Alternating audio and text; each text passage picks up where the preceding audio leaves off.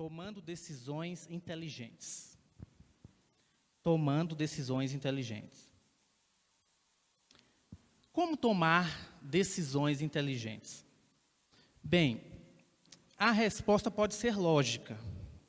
Basta você ser inteligente que você vai tomar decisões inteligentes.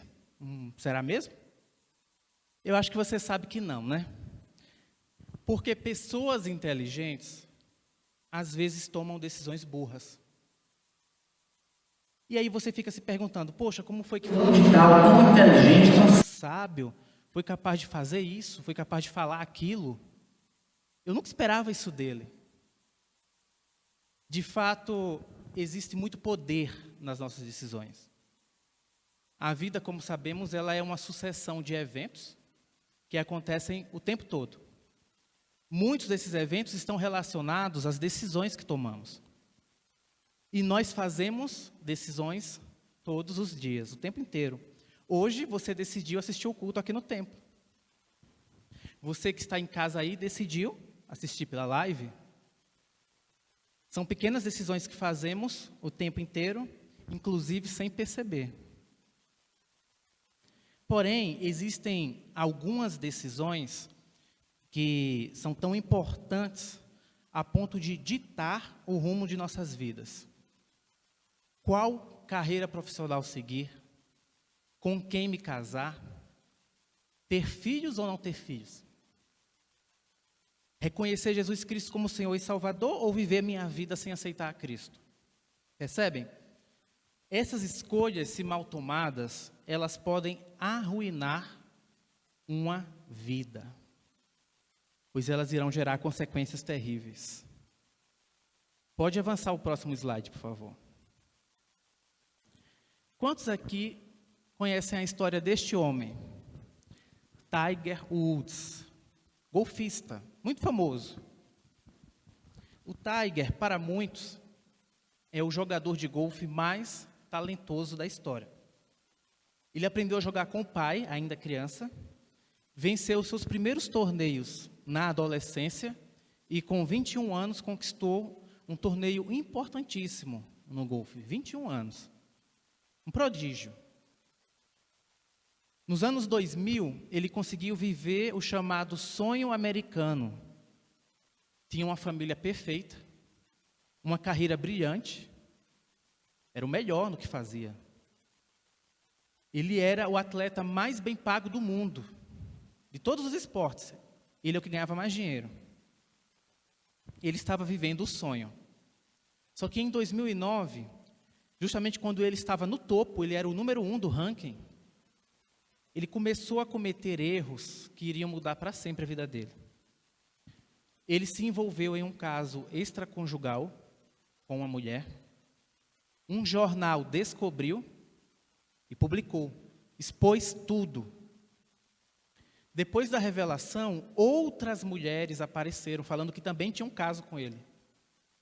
Descobriu-se depois que ele era viciado em sexo, que é um vício que existe, sim. Tão perigoso quanto vício em drogas, por exemplo. Foi um escândalo, foi um escândalo. Como se não fosse suficiente, alguns dias depois ele se envolveu num acidente de carro que quase o matou. Ele e a esposa estavam no carro, e os jornais disseram que o motivo do acidente foi uma briga que eles tiveram no carro. Esse caso deixou o mundo do esporte chocado. Ele disse em 2009, eu fui infiel, eu tive casos e traí. O que eu fiz foi inaceitável, eu feri meus filhos, minha mãe, a família da minha esposa, meus amigos, minhas fundações e todas as crianças pelo mundo que me admiram. Algum tempo depois, ele se envolveu com mais acidentes, com drogas, perdeu o casamento, perdeu patrocinadores, parou de jogar. Pode avançar. Em 2009, ele foi do topo ao fundo do poço. Tudo por causa de decisões erradas que ele tomou, que arruinaram a vida dele. Hoje, nós vamos aprender a base das decisões inteligentes. Como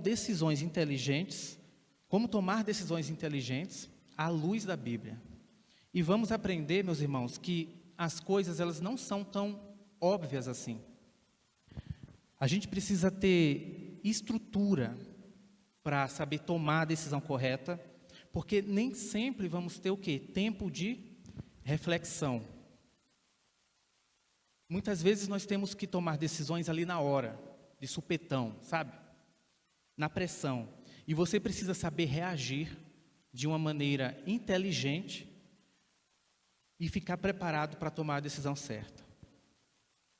E eu acho que tudo isso vai ser muito relevante para a nossa construção como cristãos melhores e como pessoas melhores. Amém? Então vamos começar. O primeiro tópico é: tenha uma missão. Tenha uma missão. Pessoas que tomam decisões inteligentes, elas têm uma missão. Você precisa de uma missão na vida. Você precisa de um propósito. Você precisa ter uma missão de vida. Qual é a tua missão? Qual é o teu propósito nesse mundo? Tem gente que vive a vida inteira, fica velho e não sabe qual é o propósito da vida dela. Não encontrou ainda. Eu vejo jovens cristãos, eu converso com eles e eles não sabem qual a razão deles estarem nesse mundo. Não sabem qual que é a missão deles aqui. Qual que é o sentido da vida para você? Qual que é o propósito da tua existência? Qual que é a razão de você estar vivendo nesse mundo? De onde você veio? Para onde você vai depois de morrer? Você tem que saber responder essas perguntas. Você precisa ter uma missão na sua vida. Qual que é o teu valor? O que é que te motiva a sair de casa todo dia? Qual é o teu propósito de vida? Se você não tem um propósito na vida, por que você levanta da cama? Então, sendo assim, a gente precisa ter uma missão. Decisões inteligentes são tomadas baseadas nessa missão. E elas são fundamentadas na missão da nossa vida. Então, ter uma missão vai te ajudar a tomar decisões inteligentes na vida amorosa, na vida profissional, na sua vida financeira e na vida espiritual. E eu vou além. Você não precisa ficar caçando essa missão, você não precisa ficar buscando. Sabe por quê? Porque essa missão não é uma coisa que eu escolho. Essa missão me foi dada. E ela foi dada a você também. Foi dada a todas as pessoas. Jesus te deu essa missão de pregar o Evangelho. E Ele não pediu para você ficar levantando uma bandeira de denominação. Ele não pediu para você ficar divulgando religião. Ele pediu simplesmente para você pregar o Evangelho que Ele ensinou. Lá em Mateus 28, quando Ele diz: vocês vão ensinar as pessoas o que eu ensino a vocês. E vocês vão levar essa mensagem a toda a nação, tribo, língua, povo e raça. Ele pediu para você pregar o Evangelho. O Evangelho do amor, o Evangelho da graça. Ele pediu para você amar a Deus acima de todas as coisas e ao próximo como a você mesmo. Essa é a sua missão, meu irmão. Então, essa missão precisa nortear todas as coisas da nossa vida, inclusive as nossas decisões. Porém, algumas pessoas falam assim, né? Eu não consigo cumprir essa missão que Jesus me deu porque eu não sei como eu posso ser usado por Deus. Eu não canto, eu não toco, eu não sei pregar, eu não sei ensinar.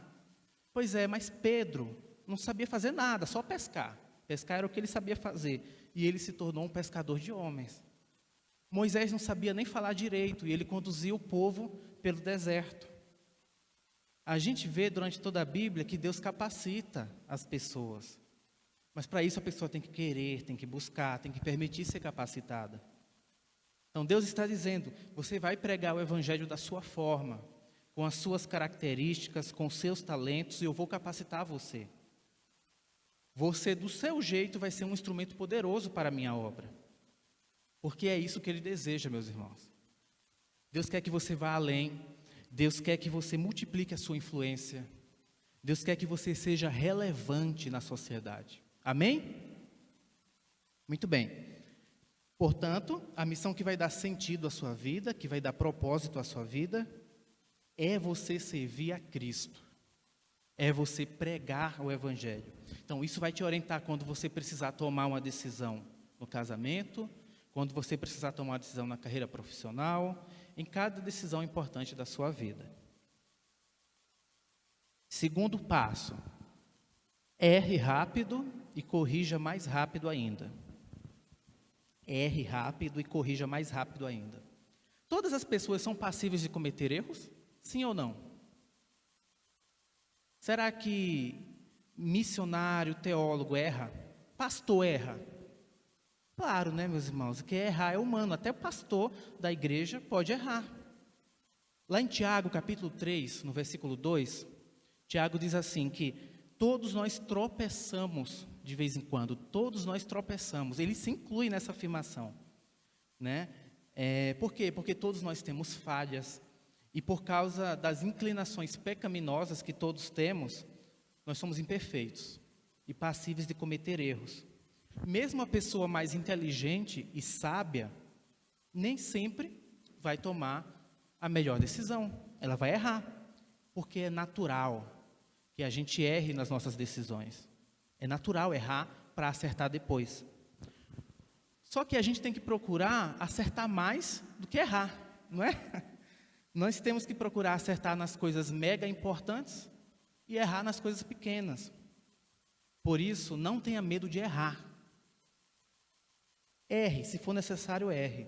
Eu tenho observado que, no geral, as pessoas têm medo de tomar decisões. Tem medo. Medo de errar, medo do erro, da consequência da decisão.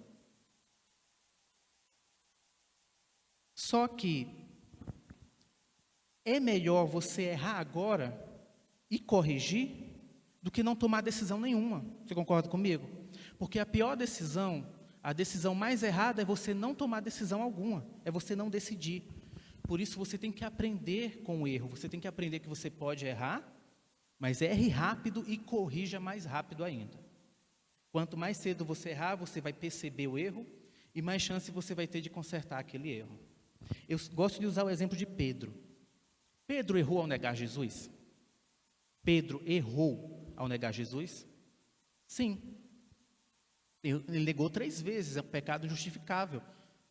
Pedro testemunhou todos os milagres de Jesus, estava acompanhando Jesus durante mais de 3 anos, e na hora lá do vamos ver, Senhor, eu morro por Ti, eu dou a minha vida por Ti, na hora lá do vamos ver, eu não conheço esse homem. Eu não conheço esse homem. Ele errou, mas ele se arrependeu. Ele chorou, provavelmente de vergonha, por ter traído o seu mestre. Provavelmente de culpa, porque Jesus não merecia aquilo. Jesus não merecia aquela traição. Posteriormente, Pedro se tornou um exemplo de coragem. Muitos anos depois, ele vai se tornar um grande evangelista e trazendo inúmeras pessoas para Cristo. Por causa disso, ele acaba sendo perseguido e morrendo. Martirizado. O homem que negou Jesus 3 vezes acabou morrendo por Jesus. Então, decisões inteligentes passam muitas vezes por decisões erradas. Nem tudo dá certo o tempo inteiro. Então você precisa entender que o erro faz parte do processo, então erre rápido e corrija mais rápido ainda. Então nós vimos que você precisa ter uma missão, saber qual é o seu propósito e praticá-lo. E se for necessário, erre e corrija o seu erro. O terceiro ponto é: seja curioso. Curiosidade move o mundo. Mas não é curiosidade da vida dos outros não, tá, meus irmãos? Aquela fofoquinha, tá? Não é isso não. Curioso de aprender. Curioso de entender. Sabe aquela curiosidade que as crianças têm? Ô pai, por que o céu é azul? Ô pai, por que o sol ilumina e queima? Pai, por que os dinossauros não existem mais? Por que há tantas línguas no mundo? Sabe essa curiosidade que as crianças têm? Seja curioso para aprender. Aprenda uma coisa nova. Quando foi a última vez que você aprendeu a fazer uma coisa nova? Provérbios 18:15 diz assim: a mente do prudente adquire conhecimento, e o ouvido do sábio busca conhecimento. A mente do prudente adquire conhecimento. E o ouvido do sábio busca conhecimento. Então, a cada dia, a cada momento, vamos procurar aprender caminhos novos, vamos procurar aprender conhecimentos novos. Não fique estagnado na vida, meu querido. Vou dar um exemplo prático. Suponhamos que você precise tomar uma decisão na vida profissional. Você jovem que está decidindo aí sua carreira, você ainda não decidiu, precisa tomar uma decisão. Você está na dúvida entre ser engenheiro ou fazer direito, ou ser juiz de direito. Você sabe o que cada um desses profissionais faz? Você sabe o que é que um engenheiro faz no dia a dia? Você sabe como é na prática o trabalho de um juiz? Pois é, pesquise, estude, leia, adquira cultura, busque novos conhecimentos. Seja curioso, seja curioso. Então, vocês conseguem entender que a curiosidade, ela sempre moveu a humanidade e que você precisa ser curioso no sentido de aprender coisas novas o tempo inteiro? Porque à medida que você fizer tudo isso, né, ler, estudar, aprender, o seu cérebro ele vai acumulando, vai processando, e ele vai começando a fazer associações. Quando você estabelece a curiosidade para aprender, o que é que vai acontecer? Você vai conseguir mais velocidade de processamento, como se fosse um computador mesmo. E aí, isso vai te ajudar a tomar decisões mais rapidamente. E com mais conteúdo no HD, você vai se tornar uma pessoa mais apta para tomar boas decisões. Então, tenha uma missão, encontre o seu propósito, erre rápido e corrija mais rápido ainda, e seja curioso, aprenda coisas novas. Quarto ponto. Você precisa entender a diferença entre decisão pequena, decisão média e decisão grande. Olha só, alguns estudiosos dizem que a gente toma entre 150 e 450 decisões por dia. É bastante coisa. Nós precisamos entender se tal decisão ela é de impacto pequeno, de pouco impacto, de médio impacto ou de impacto grande. Por exemplo, quando eu completei 18 anos, eu tomei a decisão de fazer concurso público. Eu disse para mim mesmo que eu não queria trabalhar na iniciativa privada, eu queria fazer serviço público. Então eu comecei a estudar e passei no concurso para Minas Gerais, para vir trabalhar aqui. Foi justamente isso que me tirou de Maceió e me fez ir morar aqui. Vocês acham que essa decisão que eu tomei de fazer concurso público foi de pequeno impacto, médio impacto ou de grande impacto para a minha vida? Grande impacto, grande impacto. Né? Eu não estaria aqui se não fosse por causa dessa decisão. Minha vida mudou completamente. Agora, hoje à noite, quando eu cheguei, eu decidi sentar ali, ó, naquela cadeira. Foi uma escolha que eu fiz. Dentre todas as cadeiras, eu escolhi aquela. Qual o impacto disso? Qual a relevância disso? Então, decisões pequenas, a gente pode brincar com elas. Olha só. Hoje eu vou para a igreja com essa camisa azul ou com essa camisa branca? É uma decisão de pequeno impacto, não vai mudar nada na sua vida. Esse ano eu decidi que vou fazer exercícios físicos todos os dias. Bom, exercício físico pode impactar na minha saúde, vai exigir um compromisso, tal. É uma decisão de médio impacto, no mínimo. Agora olha essa aqui. Após eu me casar, eu vou querer ter filhos ou não? Percebe a diferença? O impacto dessa decisão? Então, eu preciso analisar o impacto das minhas decisões. Eu preciso saber o que é pequeno, o que é médio e o que é grande. Quando você tem uma decisão de grande impacto para fazer, ela vai exigir de você mais tempo de reflexão. Médio impacto não precisa de tanto. Pequeno impacto, manda bala, manda bala. Aprenda a acertar sempre nas decisões de pequeno impacto, para você treinar para as de maior impacto. Então, nós aprendemos que nós precisamos ter uma missão, que nós, se for necessário, vamos errar rápido e corrigir mais rápido ainda, que nós devemos ser curiosos e que nós devemos aprender a diferença entre os impactos das nossas decisões. E, por fim, temos um quinto tópico aí, ó. aprenda a enfrentar as consequências das suas decisões. Aprenda a enfrentar as consequências. Já perceberam como, atualmente, a maioria das pessoas tem grande dificuldade para lidar com as consequências das suas escolhas? Nós vivemos uma crise no senso de responsabilidade, em que muito se quer escolher e pouco se quer arcar com as consequências do que se escolhe.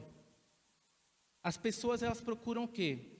Culpados para justificar os próprios sofrimentos, né? Não aceitam muitas vezes o mal que elas estão passando, que é consequência direta das más escolhas que elas fazem pela vida, e tentam achar um culpado para isso. E muitas vezes esse culpado é Deus. E isso é um grande problema. Precisamos, mais do que nunca, irmãos, aprender a arcar com as consequências das nossas decisões. É uma questão, inclusive, de maturidade. Então, devemos tomar nossas decisões com clareza, com a consciência concreta de cada consequência daquilo que a gente escolhe. E devemos saber abrir mão também das outras coisas. Por quê? Porque sempre que você escolhe uma coisa, você está abrindo mão de algo. Não tem jeito. Quando você escolhe um carro, você está abrindo mão de todos os outros carros para comprar. Quando você escolhe um cônjuge, alguém para casar, você está abrindo mão de todas as outras pessoas para escolher aquela pessoa. Quando você escolhe uma profissão, você está deixando de escolher as outras. Quando você escolhe um prato no restaurante, você está abrindo mão de todos os outros, porque você não tem como comer todos os pratos do cardápio. Portanto, saiba abrir mão das outras coisas. Só que um grande problema é quando as nossas escolhas são feitas de tal forma e são tão sérias que elas entristecem a Deus. É quando, por exemplo, escolhemos pecar.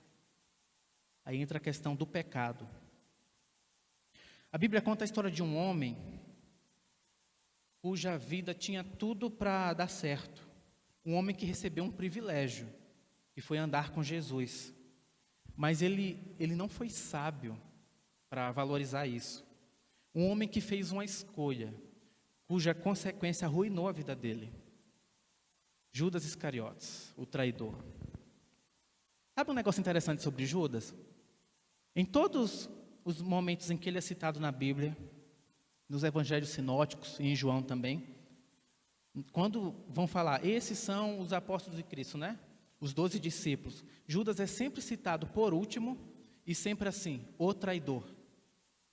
Esses são os discípulos de Jesus, Simão Pedro, Bartolomeu, Tiago, João, aí no final, e Judas Iscariotes, o traidor. O que ele fez ficou marcado até na Bíblia, tão negativamente que em tudo que ele é relacionado é sempre o traidor. Ele foi um dos 12 apóstolos. Não, a gente não sabe muito sobre ele, né? Exceto que ele traiu e entregou Jesus às autoridades. O que a gente sabe é que Judas conviveu com Jesus, ele testemunhou dos milagres de Jesus por mais de 3 anos. Andava ao lado de Cristo. E ainda assim, Judas escolheu traí-lo. Por quê? Eu fico me perguntando, por que Judas tomou tal decisão? O texto da Bíblia, ele não fornece muita informação sobre os motivos da traição. Apenas que Judas traiu, né, pelas moedas de prata, mas o texto ele não fornece muita informação acerca do motivo real dessa traição. Então, existe muita especulação. Alguns teólogos acham que houve inveja de Judas, dos outros discípulos. Alguns acham que houve amargura por ver suas esperanças materiais se desvanecerem. Outros acham que foi medo das repercussões políticas. Tem uma teoria que diz que Judas fez isso para conseguir atrair atenção, no sentido de forçar os acontecimentos. Por meio da traição, Jesus seria coagido a assumir o seu papel messiânico. Isso é uma teoria, tá? Jesus seria coagido a assumir o seu papel messiânico e entrar em ação, né? Lembremos que os judeus naquela época esperavam um Messias político, né, que os liderasse, e Jesus não era bem o que eles esperavam. Enfim, Dificilmente alguém vai conseguir provar alguma dessas teorias. Embora seja possível afirmar que um pouquinho de tudo isso tenha influenciado, né, no pensamento de Judas.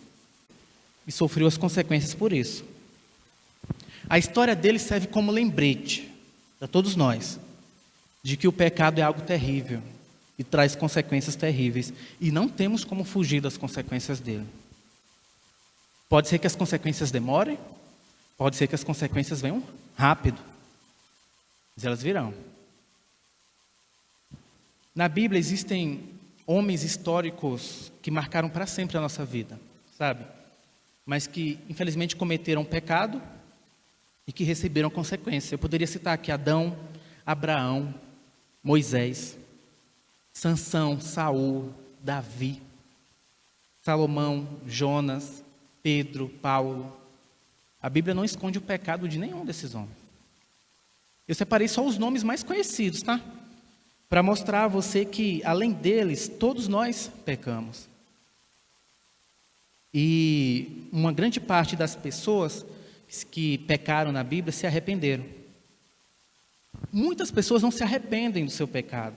E esse pecado vai começando a afetar a vida dela negativamente, até que ela se arrependa de verdade. E se isso não acontecer, as consequências vêm. E às vezes a pessoa nem percebe, então começa a viver com ele. Aí está o perigo. E muitas coisas na vida começam a desandar.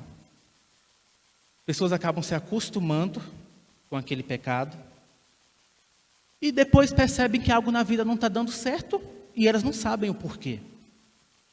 Meu querido, se você não se arrepender verdadeiramente, escute bem, se você não se arrepender verdadeiramente do seu pecado, a consequência dele vai enraizar na sua vida até ela ser arruinada.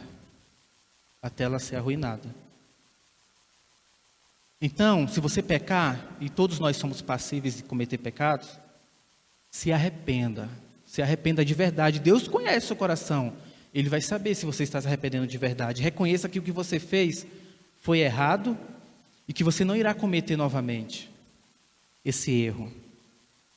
Deus conhece o nosso coração e você só será perdoado se você se arrepender genuinamente. Deus ele só vai te perdoar se Ele vir que você está realmente sendo sincero e que você está disposto a não cometer novamente esse erro. Então, quando for se arrepender, se arrependa de verdade. Não cometa o erro novamente. Peça força para o Espírito Santo para você não errar novamente. Muito bem. O fato é que a palavra de Deus ela está repleta de homens falhos, mas homens falhos que foram usados por Deus, por meio da graça de Deus, por meio da bondade de Deus e misericórdia. O único que foi 100% santo, quem foi? Jesus, nosso Senhor Jesus Cristo.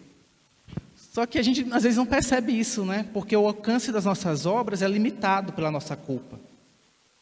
É muito comum pessoas deixarem de ser usadas por Deus, deixarem de ter uma experiência completa com Ele, por sentir culpa, por sentir remorso, por causa de determinado erro ou pecado. Acontece que quando você lê corretamente a Bíblia, quando você interpreta corretamente a Bíblia, você vai ver que ela não conta em nenhum momento a história de homens perfeitos. Foram homens falhos que foram usados por Deus. Ele só conta a história de um homem perfeito, cujo sacrifício levou bilhões de pessoas imperfeitas a Deus. Percebem? E Deus é um Deus de recomeços. Amém? Deus é um Deus de recomeços. Ele provê oportunidades de arrependimento para você. Enquanto houver vida, tem oportunidade.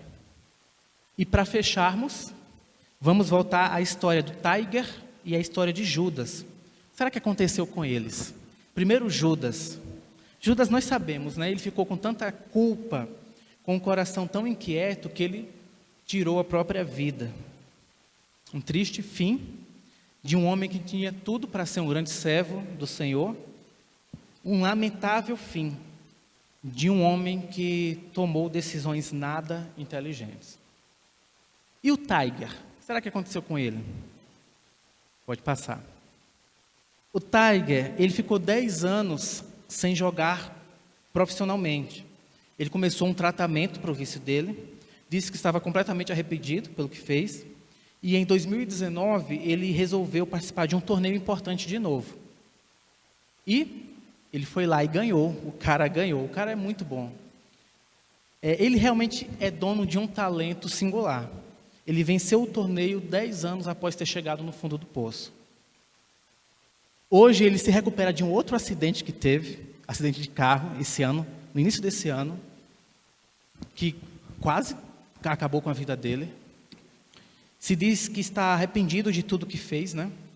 E nós esperamos que ele se acerte, ele se cure do vício, ele volte a jogar em alto nível e, quem sabe, um dia conheça Jesus, não é? Aí sim ele vai ter a maior vitória da vida dele. Amém? Que Deus nos abençoe.